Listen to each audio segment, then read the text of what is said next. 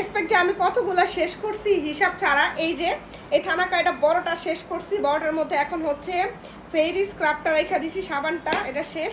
এখন হচ্ছে আজকে নতুন আরেকটা বের করলাম এই রোজা রমজানের মাসে, মানে হচ্ছে আর কিছু না, অন্তত থানাকাটা একটু পানি দাও তো, অন্তত থানাকা দিয়ে একটু শান্তি পাওয়া যায়। কারণ হচ্ছে এই থানাকা দিলে মানে স্কিনের মধ্যে যত টায়ার্ডনেস আছে, যত হচ্ছে রোদে পোড়া আছে, সব কিছু সুন্দরভাবে ক্লিন হয়ে যায়।